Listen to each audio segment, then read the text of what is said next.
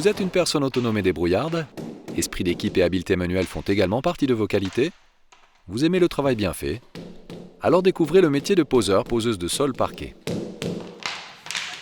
Dès la première année d'apprentissage, les poseurs de sol choisissent de se former dans l'une des deux orientations proposées, revêtement textile et résilient ou parquet. Selon l'orientation choisie, ils habillent les sols de moquette, PVC, linoléum, caoutchouc ou de parquet en bois massif ou stratifié.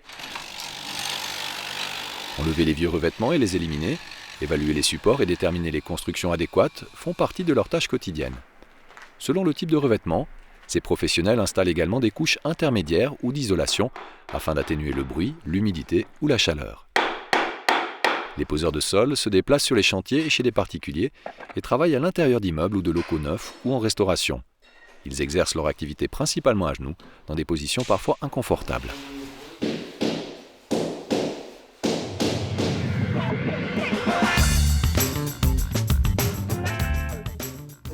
Ce qui m'a motivé à choisir ce métier, c'était surtout le travail manuel. On bosse très peu avec des machines, c'est ça qui me plaisait le plus. Le travail dedans déjà, on est au chaud. Ça varie, ça change beaucoup. On déplace beaucoup aussi. De travailler constamment à l'abri des intempéries, été comme hiver, de faire des boulots qu'on ne voit pas forcément tous les jours. Ce qui me plaît alors, c'est de travailler de mes mains. Je préfère me déplacer que rester tout le temps sur un bureau ou une chaise. Et puis ce métier il me permet de bouger un peu et puis de faire du sport aussi. J'adore quand je rentre dans une maison, un appartement comme ça. La première chose que je regarde toujours, c'est le sol. Et puis même si je vais chez de la parenté, de la famille ou comme ça, c'est la première chose que je regarde par terre. Puis j'adore l'esthétique du sol, quoi. C'est le sol qui donne vraiment de l'harmonie à tout le reste. Même s'il y a les peintes, la charpente, le plafond, mais s'il n'y a pas les sols, le reste passe inaperçu. Donc c'est la touche finale que nous faisons, nous, qui donne l'âme à un bâtiment.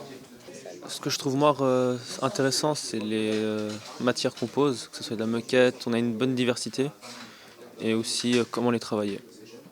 Le truc qui me plaît le plus, c'est que le matin quand je me lève, je ne sais pas encore ce que je vais faire. C'est tellement varié entre les tapis, les parquets, qu'est-ce qu'on peut poser. Entre un escalier, une remontée en gorge ou bien plusieurs choix. Chaque matin, c'est différent, quoi. Parce qu'on arrive dans un endroit qui est sombre, peut-être petit, on pose simplement du PVC ou du tapis, ça va ressortir espacé et puis illuminé. C'est vraiment chouette, quoi. Surtout la pose, c'est vraiment un truc chouette à faire. Pourquoi pas après, plus tard, faire une entreprise ou bien quelque chose comme ça.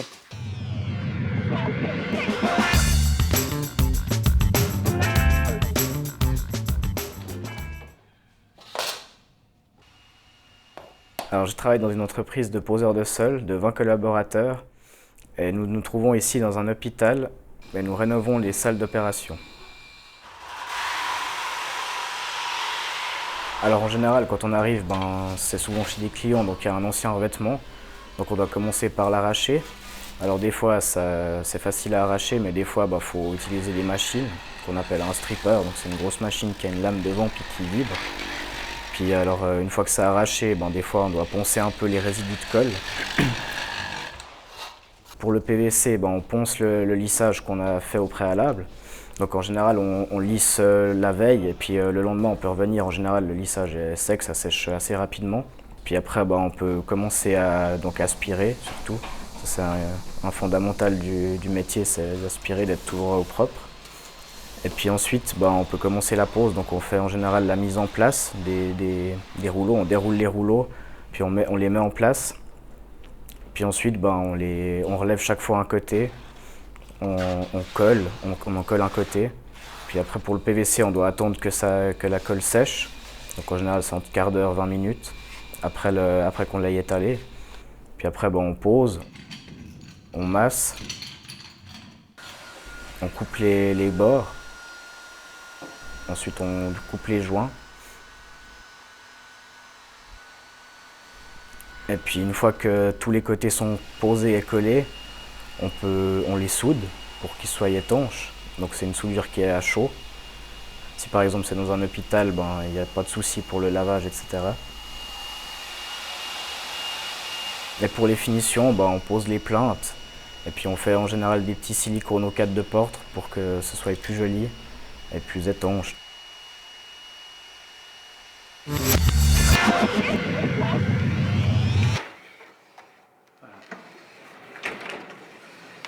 Alors ici, on se trouve à l'exposition bureau, là où on a tous les produits qui sont exposés aux futurs clients.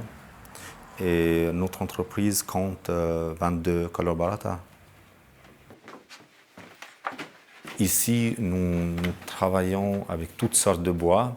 En général, c'est du chêne. On travaille beaucoup. Après, on travaille beaucoup avec des couleurs. Au dépôt, on se retrouve tous à 7h30. En général, les ouvriers ils prennent le matériel qu'il leur faut, ils le mettent dans le fourgon et puis ils partent au chantier. Le travail principal, il commence toujours par préparation de la chape ou dalle ou ce qui est au début. Voir déjà s'il y a des chauffages au sol, s'il y a des chauffages à l'ancienne. Une fois qu'ils ont préparé les chapes, on peut intervenir pour poser les matières dessus. Pour poser un parquet, on a besoin des outils, la colle et le bois.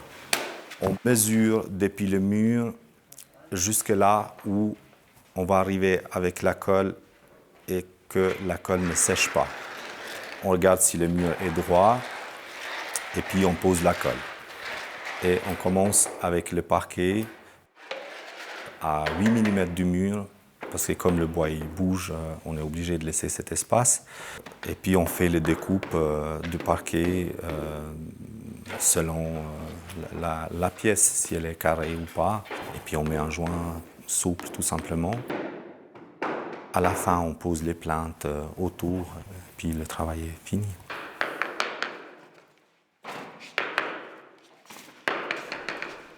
C'est vrai qu'on est souvent à genoux, mais on a des genouillères pour se protéger.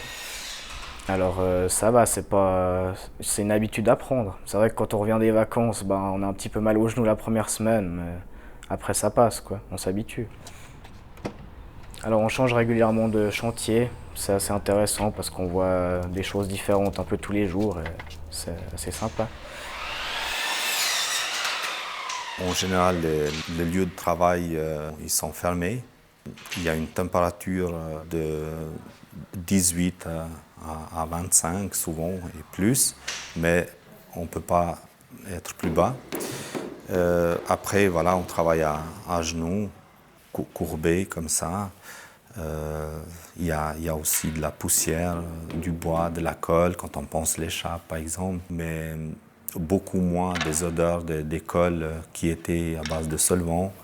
Maintenant, on utilise beaucoup plus des colles à base d'eau.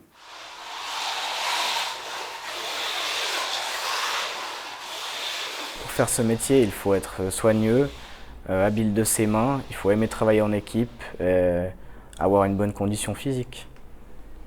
Alors c'est vrai que c'est un métier assez physique, mais c'est un métier qui est aussi accessible pour les femmes, parce que moi quand j'étais apprenti, il y avait 2 filles dans ma classe, donc je ne pense pas qu'il y ait de grosses contraintes. On peut tout aussi bien travailler dans ce métier en étant une femme, quoi. Alors les qualités qu'il faut avoir pour ce métier, c'est d'être quelqu'un de manuel déjà, quelqu'un qui aime bien les matières, quelqu'un qui sent aussi les matières, mais ça peut venir aussi avec le temps. Le contact avec les gens aussi, parce qu'on a des contacts avec beaucoup de gens. On travaille dans leur lieu d'habitat. Puis voilà. Alors les inconvénients de ce métier, c'est que des fois on travaille dans la poussière.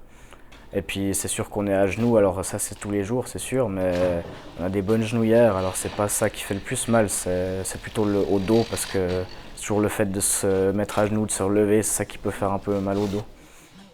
Il y a les odeurs de colle qui existent encore un petit peu, des fois le solvant comme ça, dans le vernis. Les avantages de ce métier, c'est que c'est un métier qui reste vachement varié, parce qu'on fait jamais tous les jours la même chose en général. On voit jamais non plus les mêmes endroits parce qu'on voyage pas mal entre les chantiers. Il y a une bonne ambiance comme ça aussi au chantier, entre les corps de métier, quand c'est bien organisé, entre les peintres, les maçons. Alors ce qui est intéressant, c'est aussi de voir le travail fini, vu qu'en général on arrive en dernier sur les chantiers. Alors quand on part, on peut voir notre travail, puis c'est ça qui est intéressant. C'est gratifiant de voir le rendu de son travail.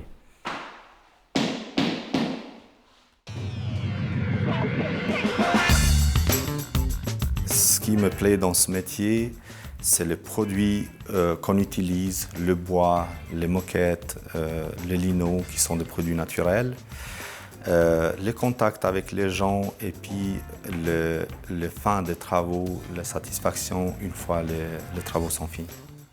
Et puis on bouge toute la journée, donc on voit pas le temps passer, puis c'est sympa.